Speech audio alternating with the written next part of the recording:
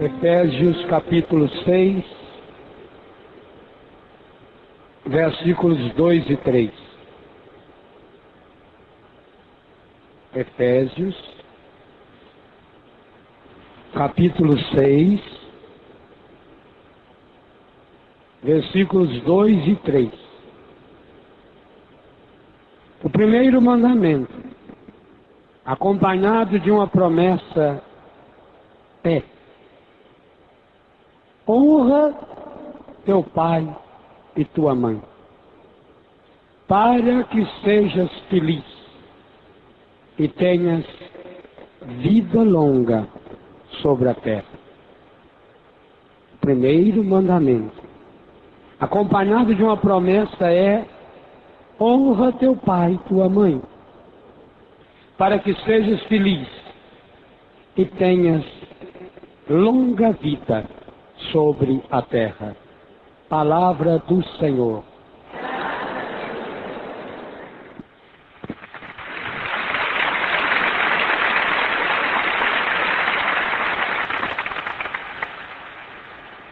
Impressionante como é que no catecismo aparece uma ligação íntima entre aquilo que nós falávamos, e esse nós eu estou incluindo o que o Padre Jonas falou, e a comunhão de um mandamento com o outro. Por isso que a Bíblia deixa claro: quem cumprir um mandamento, com o tempo acaba cumprindo todos os mandamentos. Mas também, aquele que deixa de lado um mandamento, com o tempo deixará todos os outros. Há uma íntima relação. Uma relação tão íntima que Jesus pôde resumir os 10 mandamentos em 2. Em 2 que ele chama de um. Primeiro mandamento: amar a Deus sobre todas as coisas e ao próximo como a ti mesmo. Aqui essa ligação aparece de modo muito explícito entre o terceiro e o quarto mandamento: o dia do Senhor e a vida em família. Qualquer um aqui sabe que não muitos anos atrás havia 2 compromissos sagrados nos domingos. Primeiro, participar da missa. Ou lá onde não tinha missa, participar do culto, participar da celebração, participar da missa seca. Eu cheguei a participar algumas vezes da missa seca, ou o culto dominical que nós fazíamos nas roças, por exemplo. Esse era um compromisso. E o segundo, almoçar na casa da mãe. Gente que vinha de longe. E aqueles que não podiam, que moravam na outra cidade, reunir a sua família para comer uma macarronada, para partilhar a vida. Isso que era tão comum e que infelizmente hoje está se tornando cada vez mais escasso. As pessoas não se reúnem mais para celebrar a vida, porque não se reúnem para celebrar Deus. Há uma íntima relação entre a destruição da família, entre o sofrimento que está vivendo a família e o sentido dominical da nossa fé. E isso é um plano diabólico. Começa com a questão do trabalho, cria-se necessidade para trabalhar os domingos. O catecismo é muito pé no chão. O catecismo diz que se uma pessoa precisa trabalhar o domingo, não peca não, se ela precisa. Mas ela precisa ter, antes disso, uma escala de valores. Deus precisa ocupar o seu lugar também no domingo.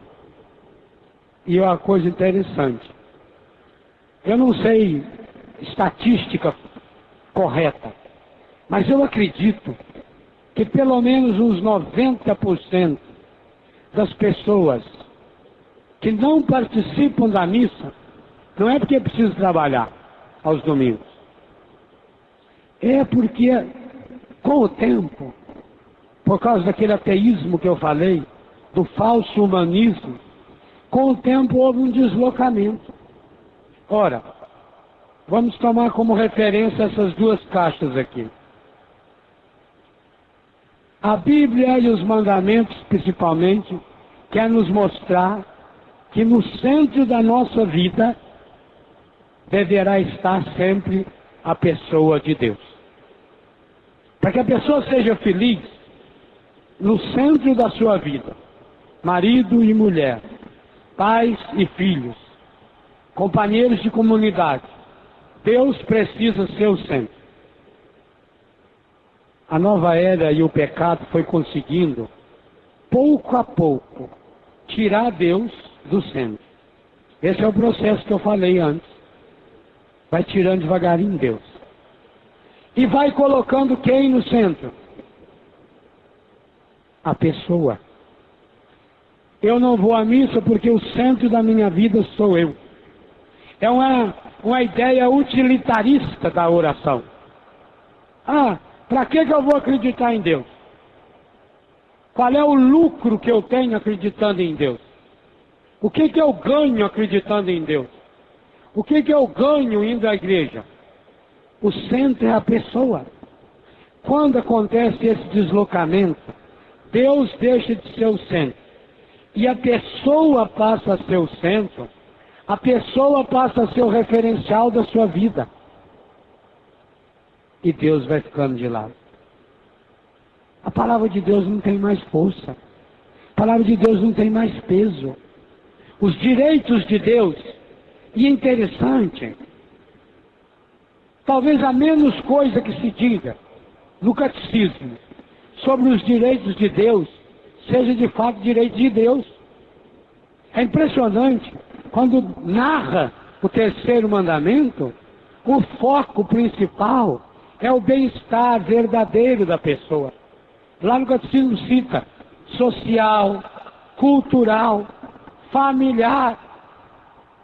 Engraçado, quando fala do mandamento do domingo, um dos argumentos principais é a convivência familiar, que nós perdemos.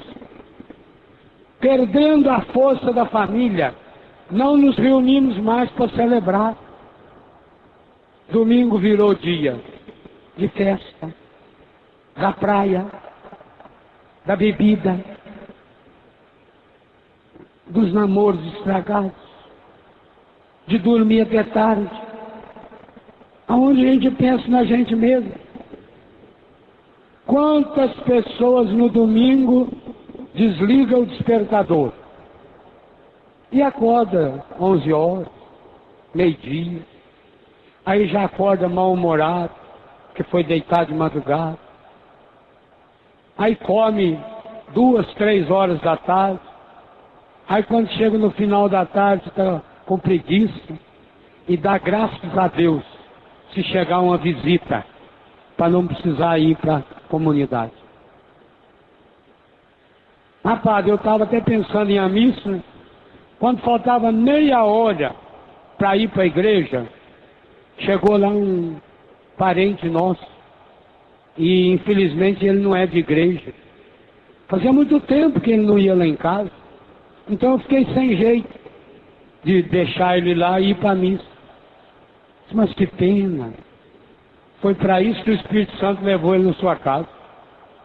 O Espírito Santo está sabendo que aquele parente seu está precisando de uma experiência de cura, de restauração. E como o Espírito Santo sabe que você não perde a missa de jeito nenhum, o Espírito Santo tem um jeitinho de fazer com que ele fosse na sua casa, para que você o levasse para a missa. Meus pêsames, você falhou nessa missão. O Espírito Santo está bem chateado. Perceba como é que é a articulação do encardido. É uma desculpa humana. E por isso esse seu parente continua cada vez mais infeliz. Aí chegou lá, foi ver um joguinho na televisão, a mulherada foi fazer uns quitutes, uns bolinhos, a bebida, e falar mal, e reclamar da vida, e aquele seu parente foi na sua casa e saiu de lá pior do que entrou. Isso quando não dá discussão, isso quando não dá briga. Vocês percebam a íntima relação quando a gente tira Deus do centro da nossa vida? Quando a gente se coloca no centro da vida?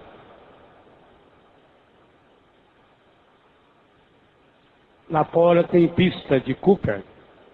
Quando a gente se coloca no centro, porque quando a gente se coloca no centro, a gente não fica no centro. O encardido ajuda você só a sair e ir para o centro, a tirar Deus do centro. E quando você está no centro, ele começa a colocar o peso dele em cima. E você acaba entregando o centro da sua vida para o pecado. É um processo aparentemente simples. Porque é chato deixar essa pessoa. Como é que eu ia largar esse parente, esse tio, essa tia? E que pena. Se Deus estava querendo usar, Espírito Santo querendo usar, você para levar esse parente, esse amigo, para estar perto de Deus, o encardido conseguiu fazer com que você se afastasse de Deus por causa do seu parente. Meus irmãos, quando nós deixamos o lugar de Deus ser ocupado por qualquer outra pessoa, por qualquer outro acontecimento, seja a pessoa mais importante da sua vida, pode ficar tranquilo. Infelizmente, em pouco tempo, o centro da nossa vida será ocupado pelo demônio e por tudo aquilo que lhe pertence. Que pena. Dói no coração perceber que é isso que está acontecendo com as nossas famílias. E esse é um processo medonho, porque a Europa e os Estados Unidos passaram por esse mesmo processo. E não faz muito tempo, não. É coisa aí de 50 anos. Basta assistir um filme de faroeste, por exemplo, um filme rodado há 30, 40 anos atrás, para você perceber como a família era importante, como a fé era importante. Lá naquelas cidadezinhas pequenininhas, lá no interior dos Estados Unidos, tinha lá uma capela, e lotava, ou da Igreja Católica, ou de qualquer outra religião cristã. O processo foi igualzinho aqui, foi deslocando. O domingo foi virando o dia do divertimento, o domingo foi virando o dia do descanso, e deixando de ser dia de oração. O dia do trabalho, o dia de ganhar dinheiro. Que coisa, em 30 ou 40 anos, que lugar ocupa a família hoje, na América do Norte e na Europa? Lugar nenhum. Aliás, começou-se agora a substituir legalmente a família. O que é o casamento homossexual? Homem-mulher com homem, mulher com mulher. É exatamente isso. É a ideia de que essa é a nova família. Uma família que não pode nos preencher.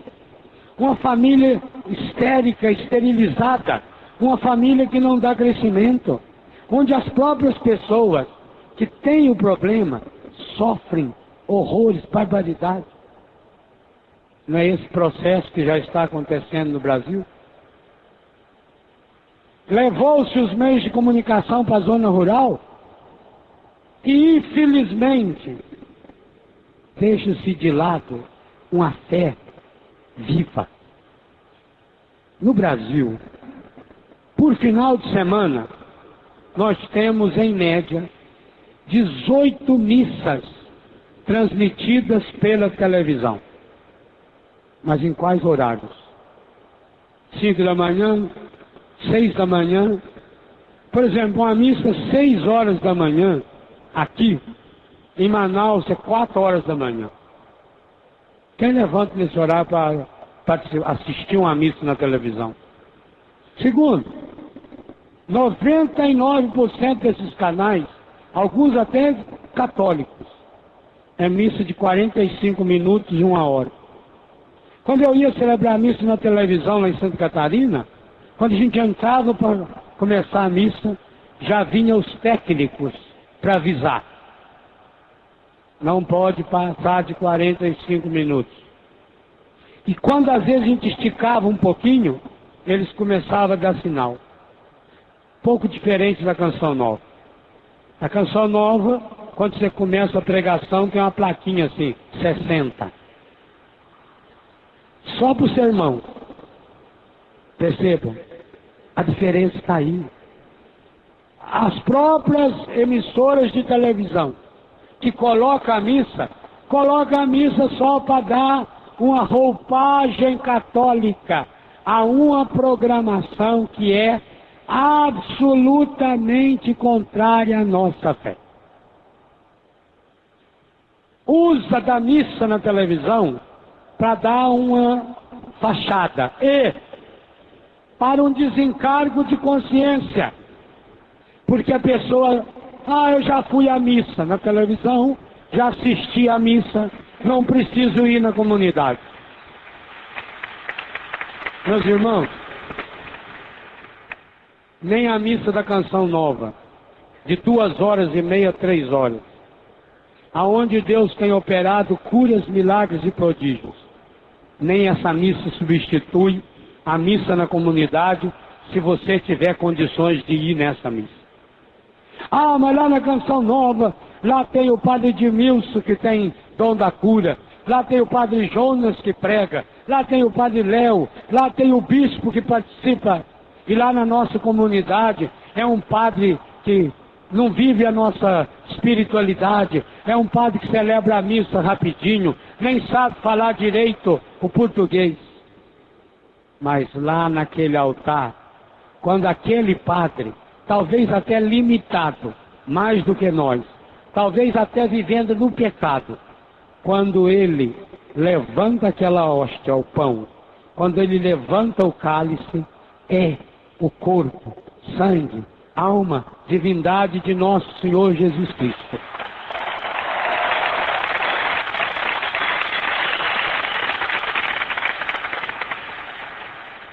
Então o senhor está dizendo que a missa da televisão não vale. Eu não estou dizendo isso. Eu estou dizendo que se você pode participar da missa na sua comunidade no final de semana, você tem essa obrigação. A igreja é tão bondosa, a igreja é tão misericordiosa, que inventou essa história da missa do sábado, para valer para o domingo. Olha bem, eu acho um absurdo isso. Ninguém almoça sábado para economizar o almoço de domingo.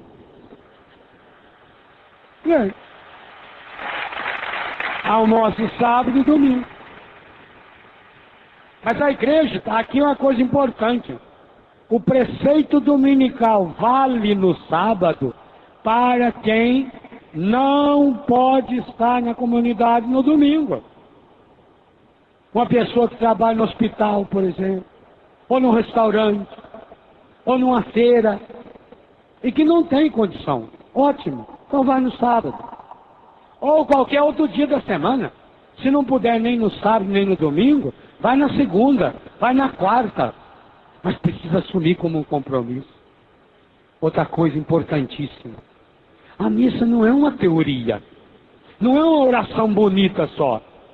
A missa é participação, é família. Por isso que a família é chamada a igreja doméstica. Porque aquilo que se realiza na igreja, realiza-se na família. É na família que a família, os membros da família, é ali que eles sentam para partilhar a vida. A mesa é o lugar sagrado da Bíblia. É ali que se senta e pede igualdade. Como é bonito quando reúne na família e cada um dá um pouco do que tem. Se você observar bem, um almoço familiar, bem feito, ele tem o ritual de uma Eucaristia. A acolhida, a alegria, a partilha, a reconciliação. A mãe que faz o irmão pedir desculpa um para o outro, sentar junto. O momento de alegria, de celebrar as vitórias. Um todo feliz que conseguiu um novo emprego, porque conseguiu trocar o carro. É o momento do glória. Como é bonito, cada um dá um pouco do que tem. É aquela filha que fez um prato e trouxe, o outro trouxe outro prato, o outro trouxe a bebida. Chega na hora de fazer, está ali a filha ajudando a mãe, o filho ajudando, o pai conversando. É o ofertório. É a consagração na doação de cada um. É o momento em que a família se reúne e reza, agradecendo a Deus aquele alimento. Olha que maravilha. É uma liturgia doméstica. Se essa família tiver a graça de participar também da Eucaristia em família, aliás, antigamente eu obrigava ou a mãe pedia. Que alegria da mãe quando via a sua família sentada, reunida. Às vezes a mãe até ficava olhando para ver se aquele filho que mora mais longe chegava a tempo da missa. E ali a família estava para celebrar a alegria, aniversário, vitória, para pedir a graça de Deus na doença, no sofrimento, para rezar pedindo a cura na morte. A família reunida na igreja, em casa. A família reunida em casa celebra na igreja. Essa íntima comunhão, fé, vida.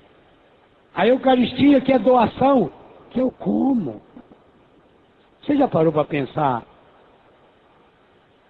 o absurdo que é falar que nós comemos? Comemos. Você almoçou agora, pô? Comeu um lanchinho? Ou é igual o gordo que fala que não come? Você conhece um gordo que fala que come muito? Então eu quase não como. Eu acho que é tiroide. Aí você vai na casa dela na hora do almoço.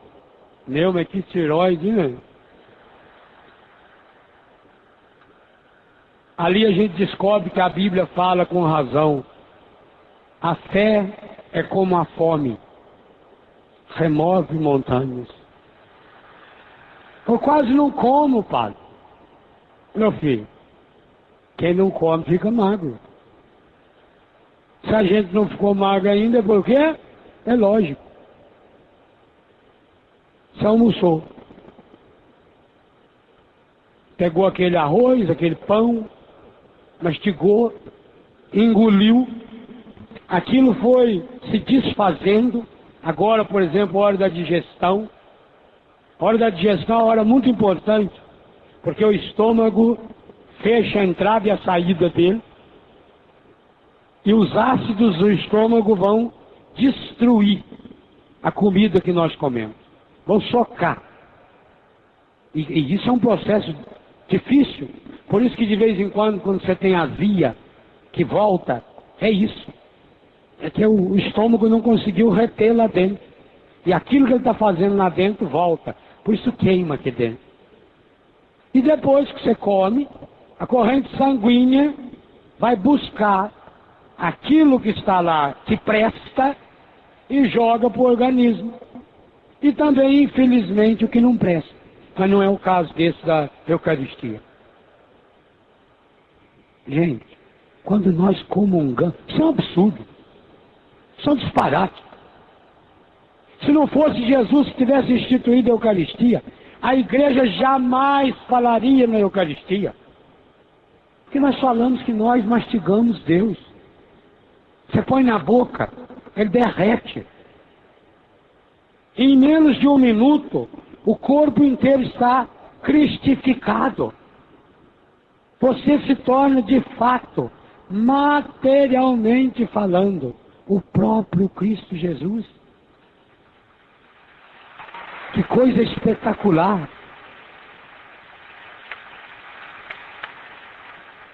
Aí você entende como é mais fácil uma família superar os seus problemas se cada membro da família está cristificado. Muito mais simples.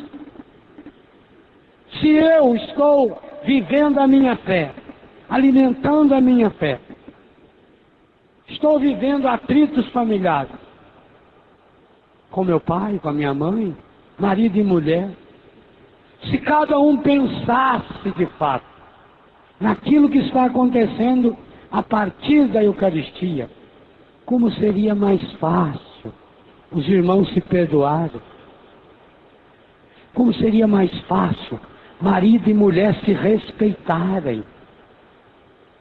Porque se eu não vou respeitar a pessoa pelo mérito dela, eu vou respeitar a pessoa pelo mérito de Jesus que está nela. Como a vida familiar de fato muda quando se tem Jesus dentro da gente. Porque eu posso até olhar para minha mãe, olhar para o meu pai e dizer, puxa vida, é uma pessoa limitada. Como é difícil amar o meu pai.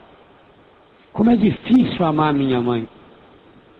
E para pai e mãe também, quantas e quantas vezes não deve ser doloroso amar o filho.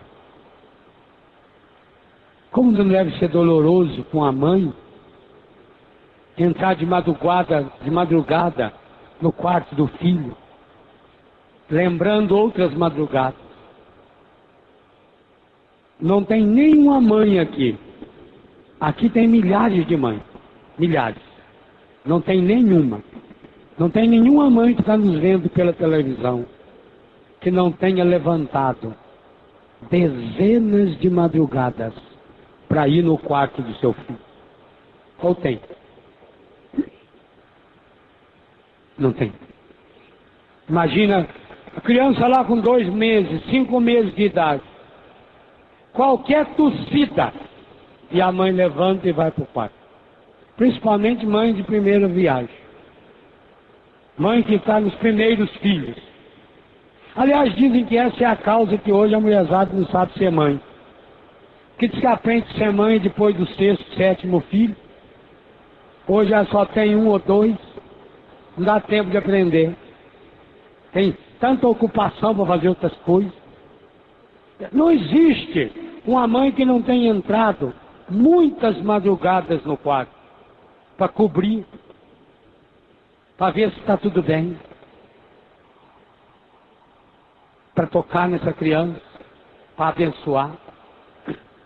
Agora você imagina, 15 anos depois, 20 anos depois, a mãe entra também no quarto.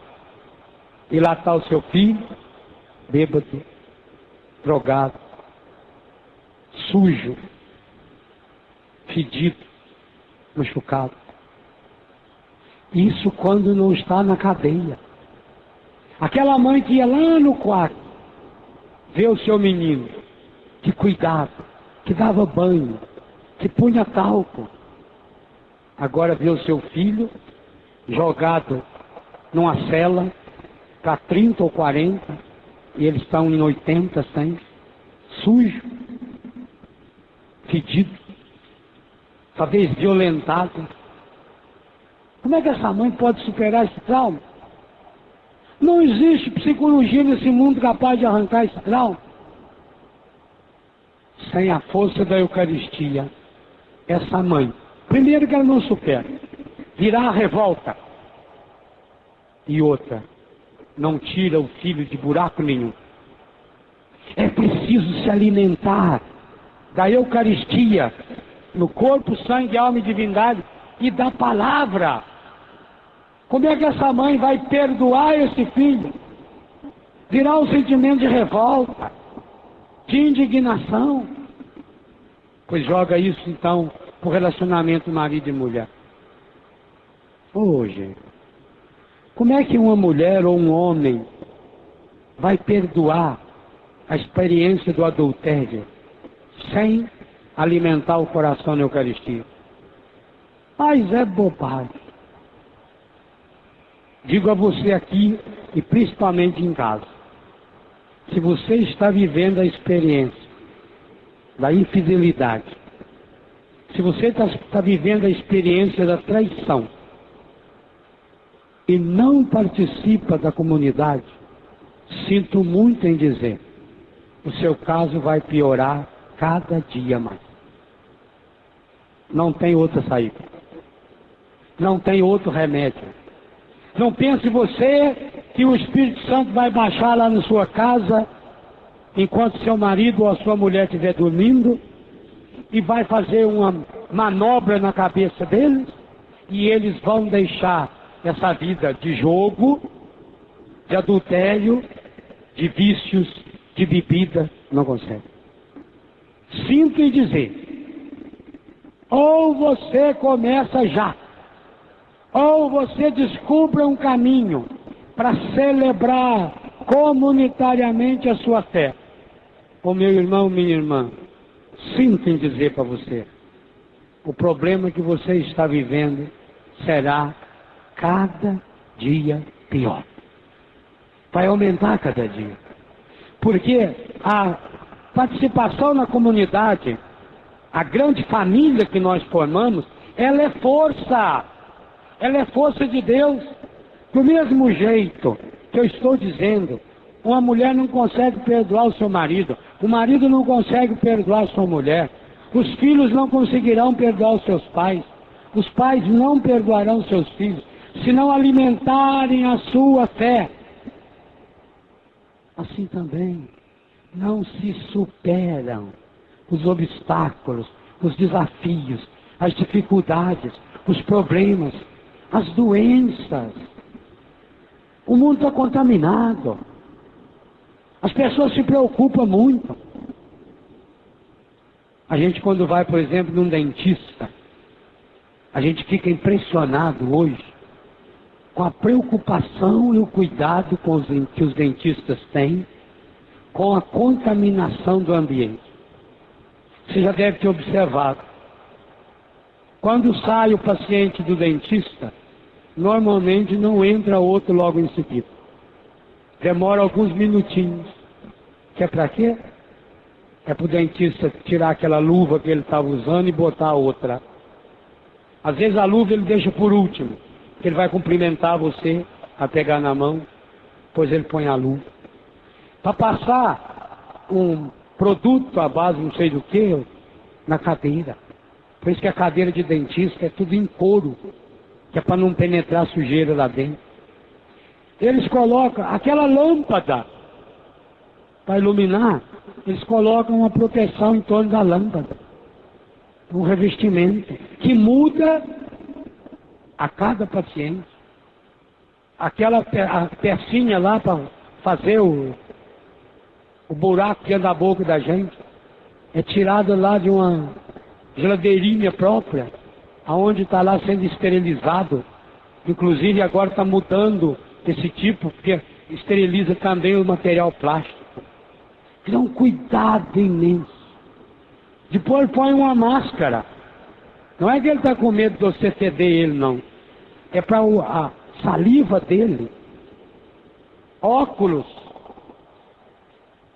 Quantos deles colocam um pano em cima da cara da gente, deixa só um buraquinho aqui aparecendo?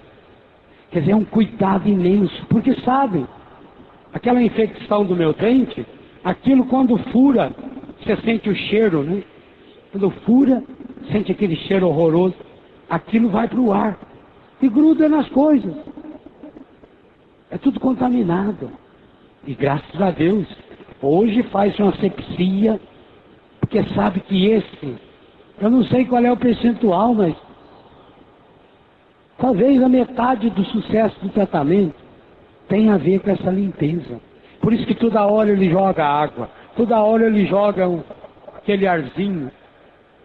Não, agora você fica com a boca aberta, puxa a língua para cá, tem um cuidado, para não infeccionar.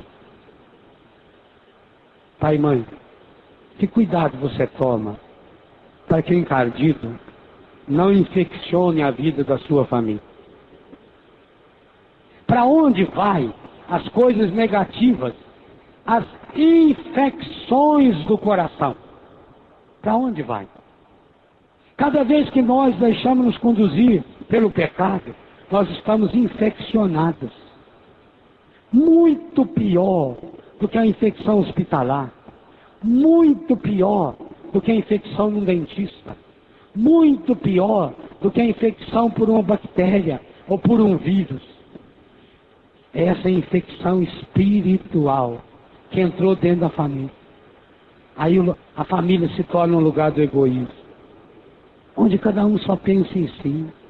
Meu Deus, como é triste pensar que enquanto há pais passando fome, enquanto há pais sendo despejados das suas casas, filhos gastando horrores de dinheiro com o pecado. Por que não partilha?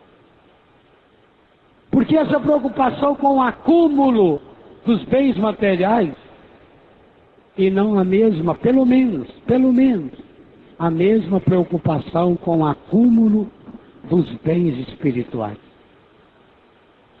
Aliás, no Evangelho, em Lucas, quando Jesus pergunta para quem você vai deixar o seu melhor, não pense que ele está falando isso só no sentido de dinheiro, não.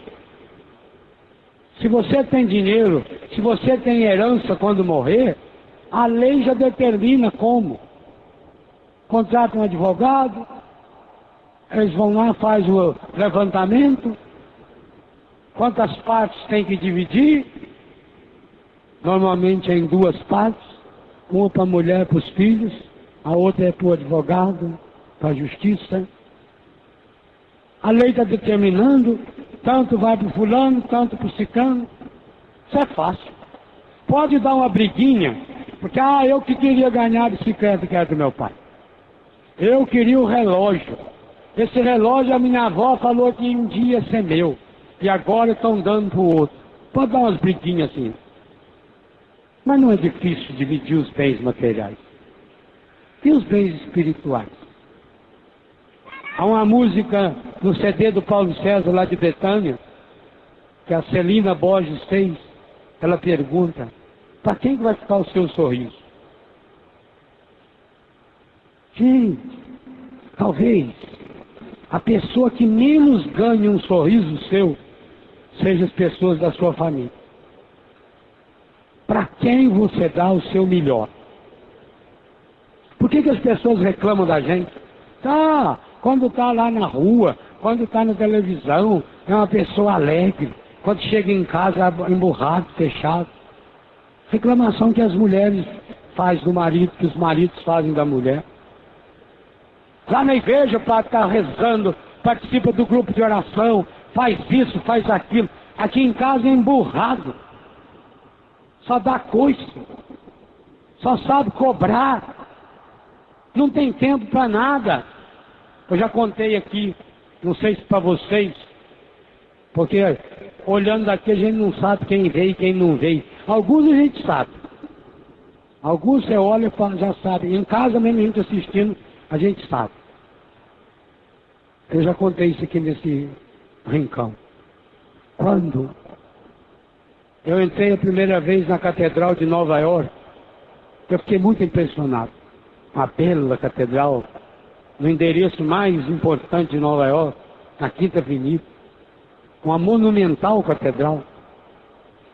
Do lado esquerdo do altar, tinha a imagem de um crucifixo, maior do que aquele do antigo rincão, talvez do tamanho daquele que tinha aqui, imenso, belíssimo, de uma expressão de dor. O artista fez de fato uma experiência de Deus quando fez aquela montagem daquele crucifixo. E embaixo tinha a seguinte frase: às vezes é preciso que morra alguém para que a família se reúna. Meu irmão, essa é uma das tristes realidades. E eu digo a vocês, logo nós vamos ter aqui um acampamento, de cura interior, abordando essas temáticas que aqui estamos vendo como a trilha dos mandamentos. Lá naquele acampamento, final de abril, nós vamos fazer a temática específica, cura interior dos relacionamentos familiares. Tomara, Deus, e é para isso que nós vamos fazer, que você não precise esperar a morte de um ente querido para reunir-se com a sua família.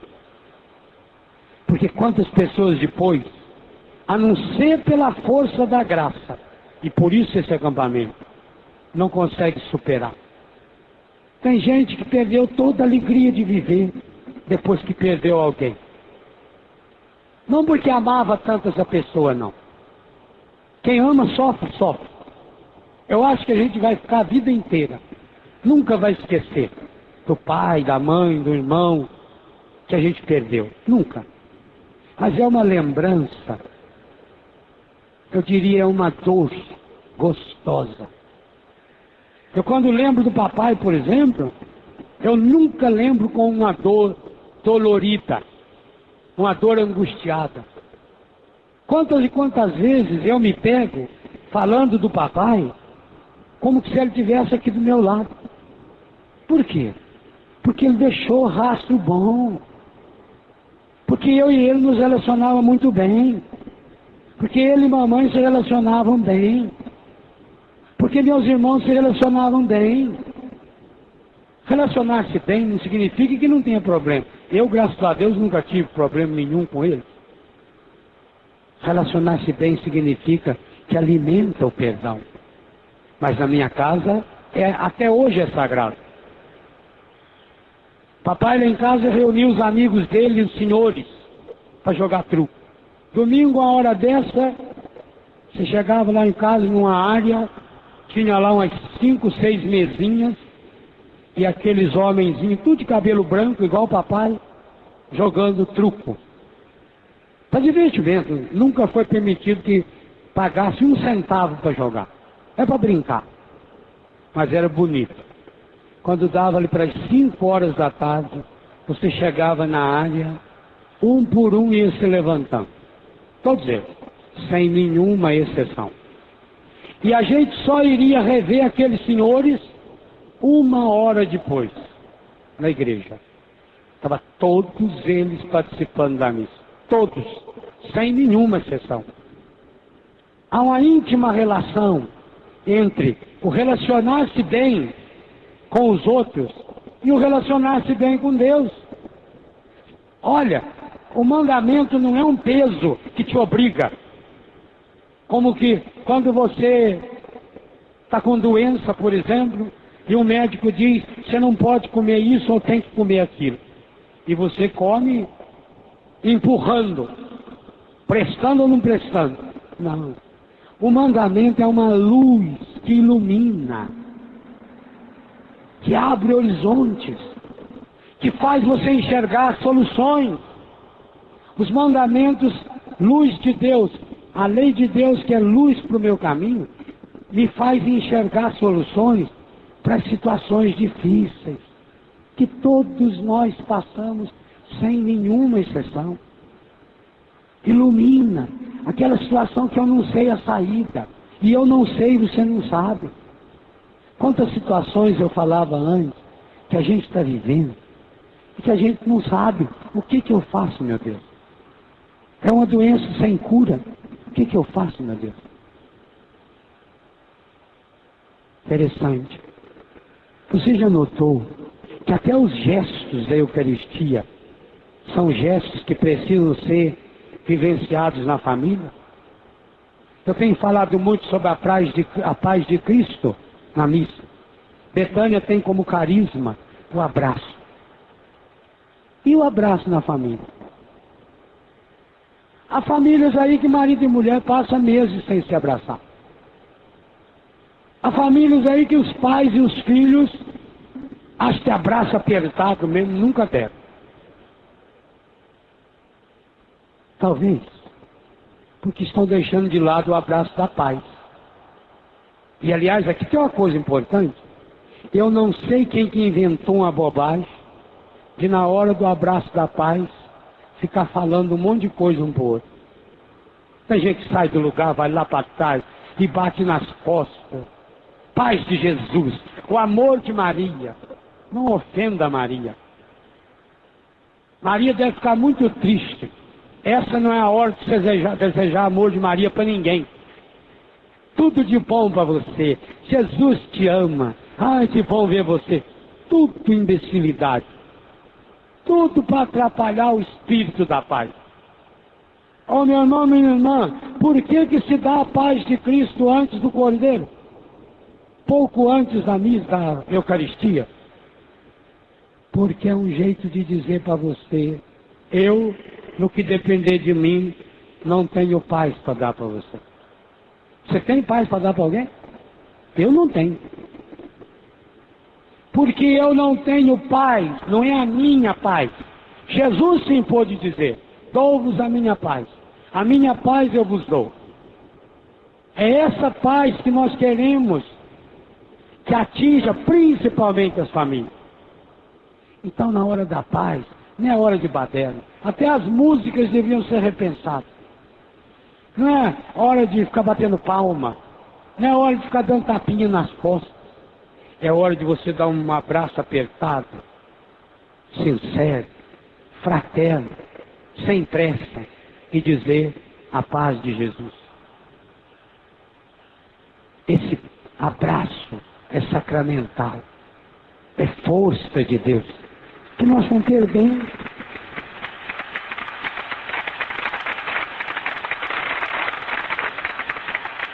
Esse abraço é momento de cura. Quantas pessoas são curadas nessa hora? Está sentado do lado de alguém, talvez até de uma pessoa que você não gosta muito, e chega na hora da paz de Cristo, a pessoa se levanta e vai na sua direção. E quantos perdem a oportunidade aí da reconciliação? Porque nessa hora estica a mão, já cria uma barreira, cumprimenta a pessoa como se estivesse passando a mão numa planta, mas não abraça. Eu tenho notado que principalmente casais, pais e filhos, na hora da paz não se abraçam. É muito comum a gente ver jovem carismático. Aí, carismático adora. Aí eles abraçam e choram. Mas marido e mulher, é uma pena.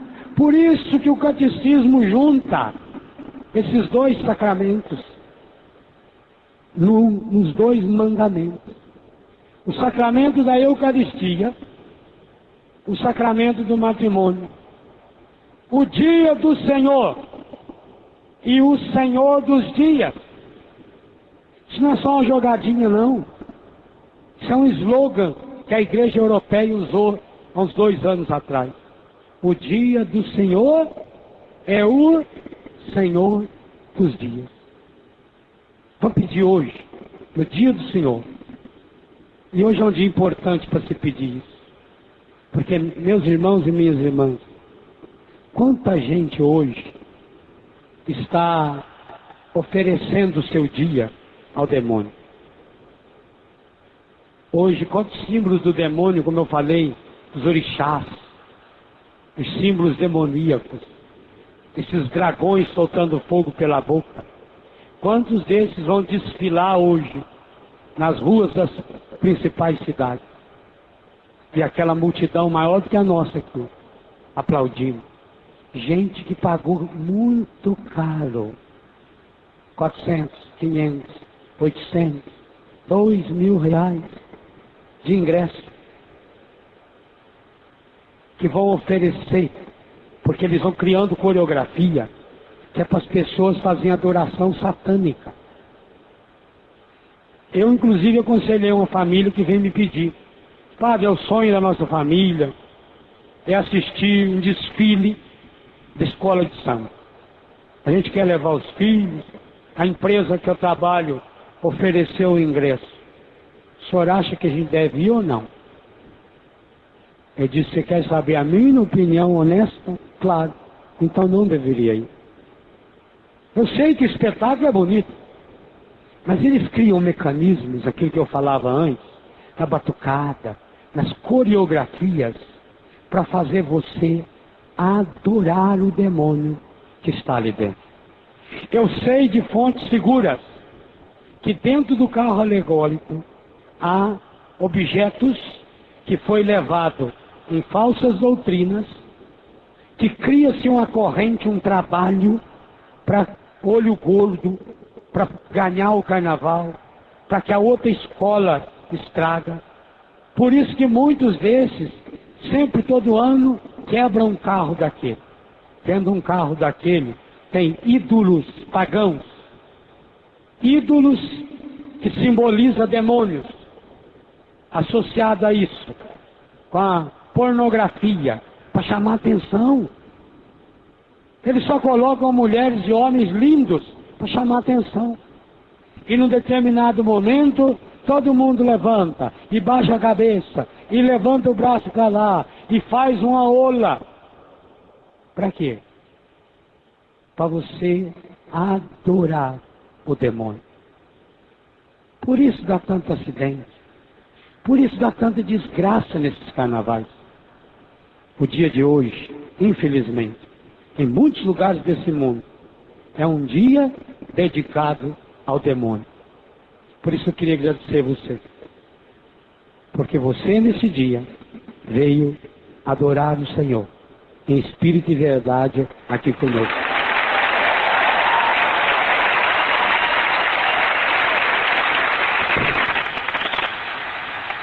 Eu queria agradecer você, porque a sua fé anima a minha fé. Eu, por exemplo, se não fosse por você, eu não teria condição de estar aqui hoje. Mas eu sabendo que você estava aqui, eu supero. Eu tenho que sair de dentro de mim, da dor, do sofrimento. Senão, mas eu tenho que estar lá. Assim a sua fé contagia a fé dessa pessoa que está do seu lado. Diga para quem está do seu lado, muito obrigado, porque você acredita comigo. Muito obrigado porque você me ajuda a acreditar. Muito obrigado porque você ajuda a celebrar comigo. Obrigado porque você celebrando comigo, a minha fé aumenta. E eu quero, com essa fé celebrada, levar essa paz serena, para aqueles e aquelas que estão na minha casa. Comprometa-se num gesto de oração, dando um abraço bem apertado. Se tiver a sua família, fica em pé, nunca vi abraçar sentado. E deseja a verdadeira paz.